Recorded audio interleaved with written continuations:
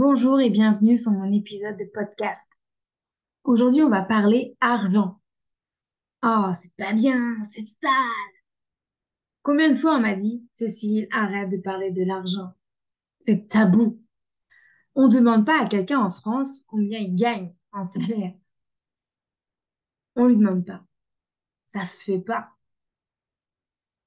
J'ai envie de te poser la question à toi qui écoutes, mais pourquoi en fait ça se fait pas? Pourquoi on ne demande pas aux autres ce qu'ils gagnent? Pourquoi c'est tabou? On est rémunéré quand on est salarié, on est rémunéré pour un travail qu'on fait pour quelque chose, pour du temps qu'on y consacre, pour quelque chose, pour un résultat. Pourquoi c'est tabou de dire combien on gagne pour ça? Du coup, on arrive dans une société où quand on commence à avoir des entrepreneurs qui annoncent des prix élevés, qui paraissent insolents, j'ai envie de dire, c'est le mot qui me vient, insolents. Quand on arrive à des prestations à des milliers d'euros le mois, on est jugé parce que ça ne se fait pas. Personne en France peut se permettre ça. Alors évidemment, c'est une croyance, hein. Il y a des centaines et des milliers de personnes qui chaque jour achètent des prestations très élevées. Mais en fait, on arrive dans une société où quand tu commences à annoncer tes prix, combien tu gagnes en tant qu'entrepreneur, tu es jugé. Soit parce que toi, tu as de la chance. Je déteste cette phrase-là. Parce que c'est pas de la chance, en fait. C'est qu'à un moment donné, tu récoltes ce que tu as semé, qu'à un moment donné, c'est tes choix qui font que ben, tu peux avoir cette vie-là, cette vie où tu as de l'argent pour réaliser tes rêves, cette vie où tu as de l'argent pour dire oui à tes enfants et pas tout le temps leur dire ah non, il faut toujours vérifier l'argent, on peut pas, on n'a pas d'argent. Et moi, je le vois. C'est qu'en fait, je me dis si tout le monde disait combien il gagne, si tout le monde disait tiens, telle chose, ça m'a coûté tant. Par exemple, j'ai acheté ma maison tant. Moi, quand je dis à tout le monde combien j'ai acheté ma maison, donc on a une petite maison qui fait 80 mètres carrés et un très grand terrain qui est hyper mètres carrés. On habite à 10 minutes de la mer. Quand je dis aux gens, mais nous, on l'a acheté 135 000 euros, cette maison-là, on a fait 50 000 euros de travaux. Les gens sont choqués que je dise avec autant de naturel combien j'ai acheté ma maison, combien j'ai fait de travaux. Et je trouve ça, alors ça me fait rire, hein, parce que je me dis, mais d'où ça vient ce truc où on peut pas dire combien on gagne, combien on a dépensé. Enfin, l'argent, on l'a pas volé, en fait. Si on a cet argent-là, c'est qu'on a fait des actions pour avoir cet argent-là sur notre compte. On a fait des choix et parfois, en tant qu'entrepreneur, on a sauté dans le vide. Oh oui, combien de fois les entrepreneurs, on saute dans le vide? Évidemment, plus on prend de risques, plus on récolte gros parce que c'est comme ça. C'est la loi de l'univers. Plus tu as confiance en la vie, plus la vie te soutient. Plus tu te répètes toute la journée, ah mon Dieu, j'ai pas d'argent, moins tu as d'argent. Plus tu te dis, j'ai une vie hyper cool, l'argent arrive, je suis soutenue. Tu sais pas par où va arriver l'argent. Et c'est pas en disant, tiens, alors je vais gagner tant de tel côté, puis tant. Non. Ouvre le champ des possibilités. Dis-toi que l'argent, il peut arriver de partout. Alors précise juste que tu veux de l'argent de manière positive, genre pas un héritage, tu vois. Tu n'as pas envie de perdre quelqu'un de proche.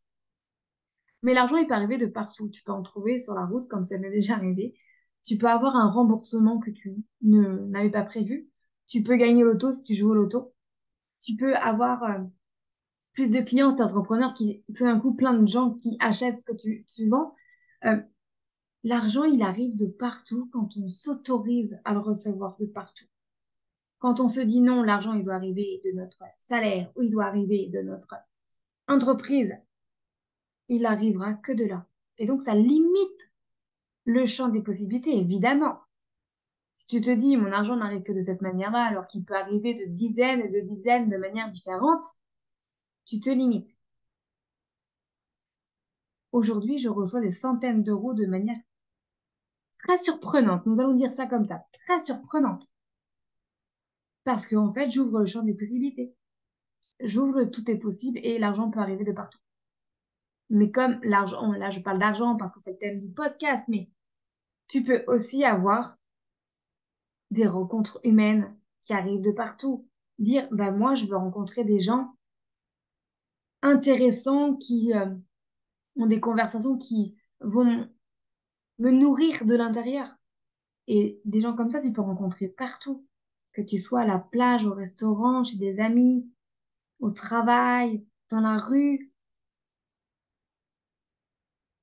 Ce qui est important, c'est d'ouvrir le champ des possibles et se dire que ça peut venir de partout. Que ce soit l'argent, que ce soit les rencontres humaines, ça peut venir de partout. Et pour revenir sur mon sujet du podcast, donc l'argent, euh, je crois qu'à un moment donné, il faut assumer de se dire qu'on veut gagner beaucoup d'argent et qu'on a le droit. C'est un droit de naissance et que l'argent, c'est pas que pour certaines personnes. L'argent, finalement, c'est juste un chiffre sur le compte. On n'a pas l'argent en liquide. C'est juste des chiffres qui se baladent, donc c'est infini. D'ailleurs, il y a eu plein d'articles, de, de scientifiques qui se sont penchés sur ça et qui disent qu'en fait, l'argent, c'est illimité. Et non, l'argent, ça ne rend pas con. Non, l'argent, ça ne rend pas égoïste. Non, l'argent, ça ne change pas les gens. Si, à la base, donc quand tu as le minimum vital pour vivre, oui, vital, ça veut dire vivre. Quand tu as le minimum vital en termes d'argent et que tout d'un, donc, t'es à cette base-là et t'es très agréable, t'es très généreux, t'es très joyeux, quand tu auras plein d'argent, tu seras encore plus généreux, encore plus joyeux. Tu participeras à des projets autour de toi parce que c'est dans ta nature. Si quand tu as le minimum vital, tu es radin, quand tu auras plein d'argent, tu seras toujours radin, même encore plus. L'argent, ça ne change pas les gens. C'est une croyance limitante. L'argent, ça bonifie les gens qui sont bons.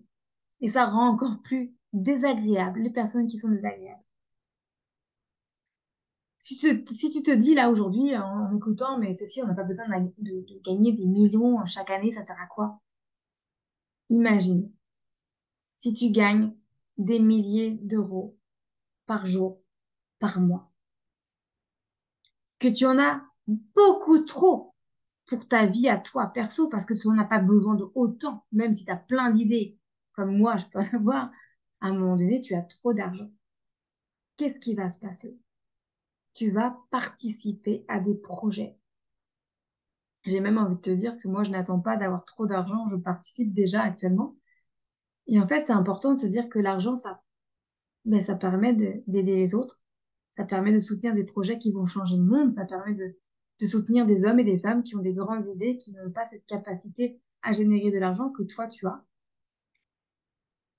Là, en 2022, j'ai contribué à hauteur de milliers d'euros à la protection animale pour différents projets.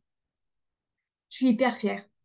Je suis hyper fière de me dire que grâce à mes choix, grâce à ma détermination, grâce à mon leadership, j'ai généré de l'argent qui a permis de soutenir des associations de protection animale, des projets énormes de protection animale, des projets atypiques avec des animaux qui vont être sauvés.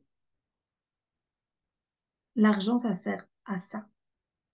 Ça sert à contribuer à des gens qui veulent créer des éco-villages, qui veulent faire le tour du monde pour combattre une maladie. Ça sert à aider les femmes seules qui galèrent. Ça sert à plein de choses. L'argent, c'est une donnée hyper importante dans notre société et qui permet tellement, mais tellement, de contribuer au monde, qui permet tellement de faire avancer les choses, qui permet tellement de vivre joyeusement. Mais évidemment, si tu te dis toute la journée, ah là là, j'ai pas d'argent, comment je vais payer ma facture? Ah là là, je peux pas. L'argent n'arrivera pas. Je te propose de changer, de te dire, alors oui, c'est pas facile, de te dire, de t'imaginer comme si tu avais déjà assez d'argent pour payer toutes tes factures, tous tes besoins et même tes désirs. Une phrase qui est très importante, souvent, que je dis à mes clientes d'ailleurs, quand elles me disent, tu sais, moi j'ai besoin d'argent pour payer mes charges. La question, c'est qu'est-ce qu'il y a dans tes charges? Est-ce que tu inclus tes revenus? Est-ce que tu inclus tes loisirs? Est-ce que tu inclus, par exemple, si tu as envie d'avoir une voiture neuve, est-ce que tu inclus de déménager pour être plus confortablement installé, pour avoir une maison plus économe en énergie. Qu'est-ce qu'il y a dans tes charges? L'argent, ça sert à payer les charges comme l'eau, l'électricité, l'essence.